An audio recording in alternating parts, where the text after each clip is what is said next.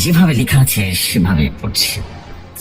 লিখেছেন, আসসালামু আলাইকুম জসু ভাই, আমার নাম রিদওয়ান হোসেন।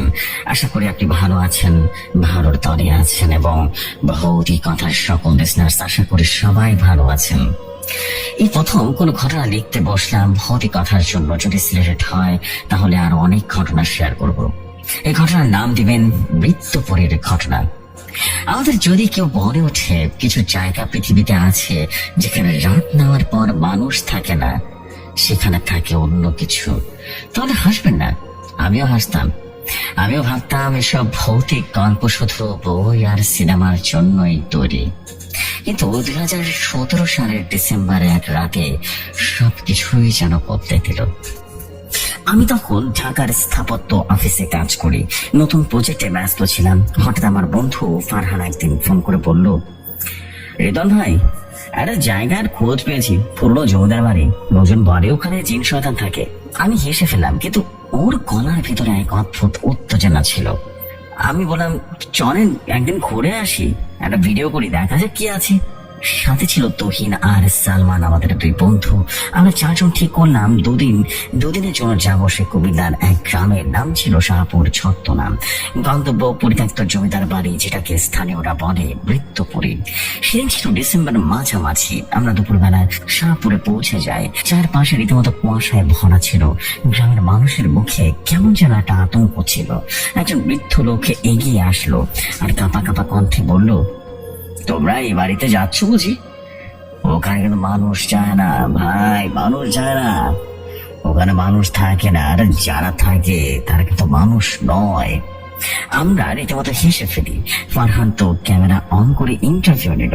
বৃদ্ধ লোকটা একটাই কথা বলে যায়, 3 বার পায়ের শব্দ শুই না যদি তুমি পেছনে তাকাও, সে জানবে তুমি ওকে চিনে ফেলছো। তারপর আর ফেরার রাস্তা কিন্তু পাইবা না। ওনার চোখ দেখে মুখটা হঠাৎ কেমন যেন কেঁপে উঠলো। বিকেল 5টা বাজে। আমরা বাড়ির সামনে গিয়ে পৌঁছে যাই।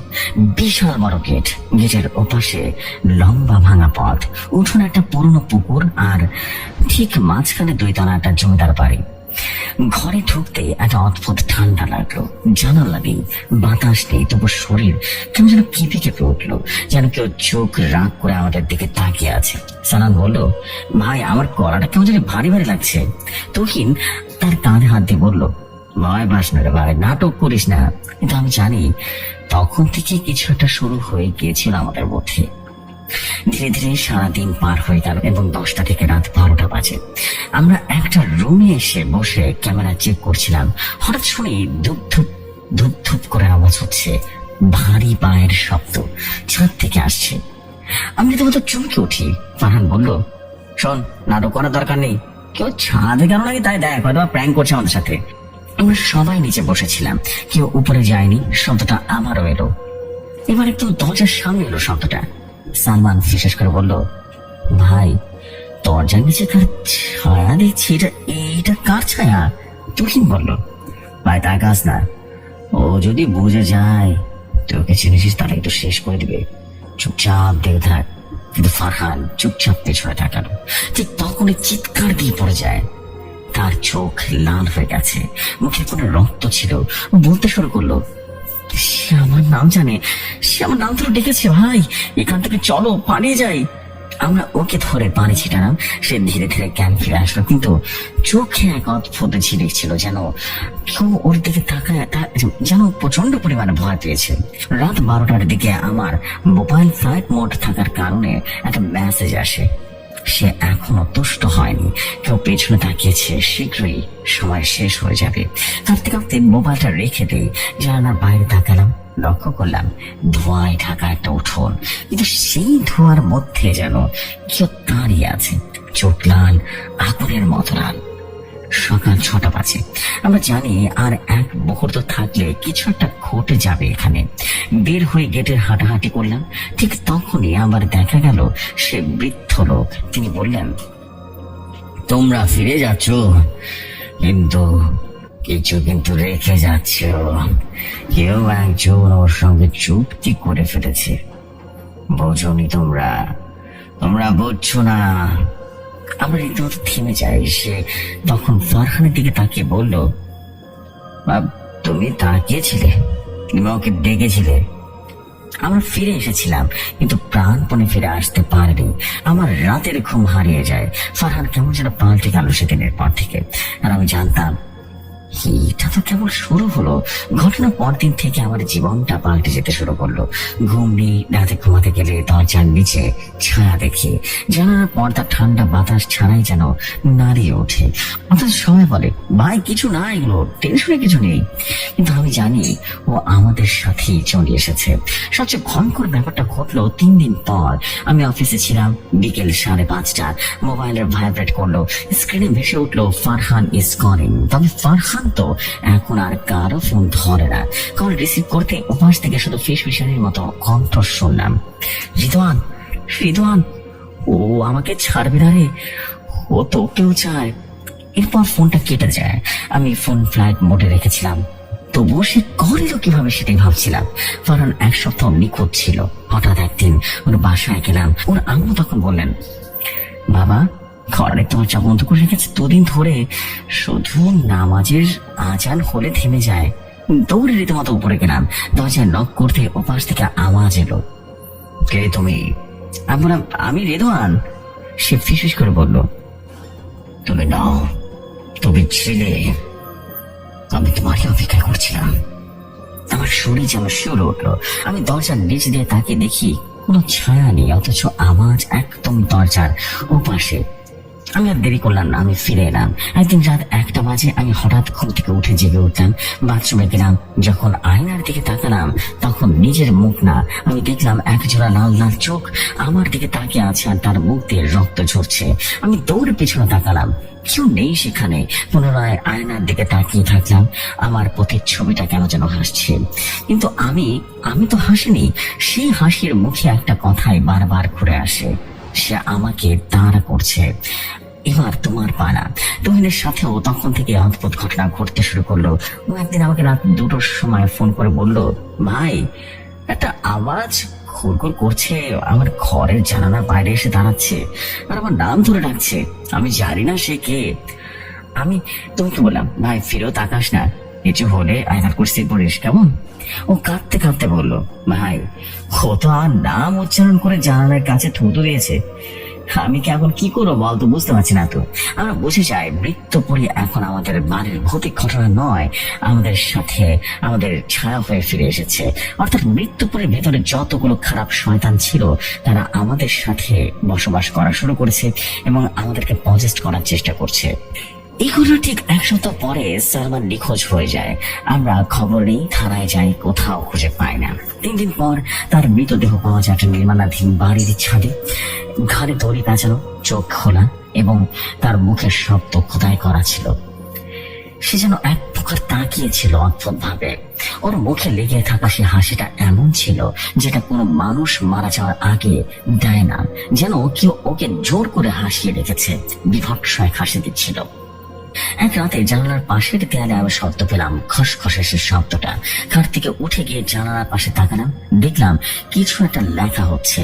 আমি তখনই ফোনের ফ্ল্যাশ অন করে দেখি দেয়ালে লেখা, ফিরে এসো, আমরা এখনো শেষ করিনি। ঠিক তখন আমার পেছন থেকে একটা শ্বাসের শব্দ পেলাম, কিন্তু আমি একা ছিলাম ঘরে। তুহিন পরিচয় করিয়ে দিল এক বৃদ্ধ মানুষকে, হাফিজ কুদরত উল্লাহ। তিনি বললেন, শুধু ভূত নয়, এখন যে শক্তি খেলা করছে সে হচ্ছে শয়তানি জিনের এক ঊর্ধ্বতন গোত্র, রাহান। ওরা কথা দেয়, প্রতিশ্রুতি দেয় আর তার বদলে আত্মা নিয়ে নেয়। তিনি পুরোটা বই বের করলেন। তাতে লেখা ছিল যে একবার আমার নাম উচ্চারণ করবে তার নাম আজীবনের জন্য মুখে আনা যাবে না। তিনি বললেন, তোমাদের মধ্যে একজন ওর সাথে চুক্তি করে ফেলেছে, সে বুঝতে পারেনি সে কিভাবে চুক্তি করেছে। আমরা জানি সেটা কে। রাতে হঠাৎ করে ফারহান আমার বাসার দরজায় দাঁড়ায়। তার চোখে একদম লাল ছিল, ঠোঁট একেবারে ফাটা রক্ত। শুধু সে বলল, আমি আর মানুষ না রে, আমাকে থামাতে হলে মৃত্যুপুরীতে এসো একা। এই মুহূর্তে আমি জানি আমি একা একা যাবো। সে মৃত্যুপুরীর বাড়িটা এখনো দাঁড়িয়ে আছে, এবার আমাকে ডাকছে। এসো রেদওয়ান, এবার শয়তানের উৎসব হচ্ছে। সালমান বানা গেছে ফারহানার কেমন যেন মানুষ নেই, তার ভিতরে সে জিন বা শয়তান পজেস্ট করে ফেলেছে। সে শয়তানের একটা বাহক হয়ে গেছে। আমি নিজেকে অনেক বোঝানোর পর সিদ্ধান্ত নিই আর পালিয়ে নয়, এবার আমি মৃত্যু পরিতে ফিরবো, তবে একা। তহিন তখন প্রচন্ড পরিমাণে ভয় পেয়ে বলল, ভাই যদি আর না ফিরিস। আমি শুধু বললাম, তাহলে বুঝবি গল্পটা সত্যি ছিল। আমি সেই রাতে বের হলাম। রাস্তায় ঝিঝি পোকার শব্দ, নিস্তব্ধতা, আর মনে হচ্ছিল কেউ আমার সাথে হাঁটছে। শাহপুর গ্রামের সেই মৃত জমিদার বাড়ি আগুন পুড়ে গেছে বলেই জানতাম, কিন্তু গিয়ে দেখি সব আগের মতোই ঠিকঠাক, যেন কিছুই হয়নি, যেন সেটা কোনো সাধারণ বাড়ি নয়, এটা কোনো অভিশপ্ত বৃত্ত যার নিচে নিজেকে পুনর্জীবিত করে। আমি ঢুকতে একটা ঠান্ডা বাতাস এসে আমার গলায় জড়িয়ে ধরলো। মনে হচ্ছিল রীতিমতো ফিসফিস করে বলছে, এসেছো, আমাদের উৎসব এখন শুরু হবে। ঘরের ভিতরে ঢুকে আমি বসে পড়ি। জানতাম কুদরতুল্লাহ যে বইটা দিয়েছিল সেটা ছেঁড়া যাবে না। আমি সেটা বের করে আয়াতুল কুরসি পাঠ করা শুরু করলাম। ঠিকই তখন ঘরের দরজার পাশে ছায়া পড়লো। সে ছায়াটা মানুষের না, মাথা অনেক লম্বা, চোখে জ্বালা আর শরীরটা কুয়াশার মতো করছে। সে আমার নাম নিয়ে ডাকলো, রিদওয়ান। আমি চোখ বন্ধ করে ফেললি আর বললাম, তুই কি চাস? নে, আমি ক্লান্ত, অনেক ক্লান্ত হয়ে গেছি। তিনি ফিসফিস করে বললেন, তুই যদি আমাকে ডাকিস তোর আত্মা আমি নিয়ে নেব। শরীর আমি কিছুই করবো না, তোর আত্মা আমার সাথে মিশে যাবে। হঠাৎ জানালার পাশ থেকে ধোয়ার মতো কিছুটা বেরিয়ে আসে ফারহান। তার গায়ে জামা নেই, শরীরে পুড়ে যাওয়া মানুষের মতো, তার চোখ লাল আর মুখে অদ্ভুত এক হাসি। সে বলল, আমি তোর বন্ধু ছিলাম, এখন আমি ওদের বাহক হয়ে গেছি। আজ আমার উৎসব, আজ তুই আমাকে সাহায্য করবি। আমি তখন বললাম, তুই আর আমাদের সে ফারহান নেই রে, তুই শয়তানের রাজপুত্র রাহার হয়ে গেছিস। সে হেসে বলল, শেষমেশ তুই চিনেছিস, তোর চেতনা পৌঁছে গেছে রে, তোর ভয় আজ আমার শক্তি। ঘরের চারপাশে কুয়াশা গাঢ় হয়ে গেল। মেঝেতে নিচে নিচে আগুন জ্বলে উঠলো। দেয়ালে হিন্দি আরবি মিশ্রিত অদ্ভুত ভাষা, কেমন যেন একটা আঁকা বাণী তৈরি হলো। জানালার বাইরে শত শত ছায়া মূর্তি দাঁড়িয়ে গেল। তারা চিৎকার করছে আর অদ্ভুত এক সাউন্ড করছে, যে সাউন্ড আমি শুনতে পাচ্ছিলাম না, কেমন যেন কান জ্বালাফালা করছে। আমি কিছুতেই পালাতে পারছিলাম না। ঠিক তখনই কুদরতুল্লাহর বই আমার পকেট থেকে মাটিতে পড়ে যায়, আর সেটা তুলে নেওয়া মাত্রই সেই ছায়া মূর্তিগুলো এক এক করে থেমে গেল, যেন তারা ভয় পাচ্ছে। আমি জোরে বলে উঠলাম, না হাওলা ওয়ালা কুওয়াতা ইল্লা বিল্লাহ। ঠিক তখনই হঠাৎ দরজাটা খুলে যায়। তুহিন ছুটে আসে আমার কাছে, হাতে ধূপকাঠি, মুখে কোরআনের আয়াত। সে চিৎকার করে বলল, রিদওয়ান ভাই, আমি জানতাম আপনি একা যাবেন, কিন্তু এই শেষ যুদ্ধ আমি একা আপনাকে লড়তে দেব না। আমরা দুজন তখন ছায়াগুলোর দিকে তাকিয়ে দোয়া পড়তে শুরু করলাম, এবং একটা সময় ছায়াগুলো গলে যায়। জানালা ধরে থাকা রাহান চিৎকার করে বলল, তোমরা ভুল করছো, আমি আবারও ফিরে আসবো, আমি আবারও আসবো। তারপর হঠাৎ করে পুরো বাড়িটা দৌড়ে উঠলো। দেয়াল ভেঙে ভেঙে পড়লো, আগুন বাড়িতে পড়ে যায়, আর ঘুমোতে দৌড়ে বাইরে চলে আসি। আজ আমি লিখছি এই ঘটনাটা।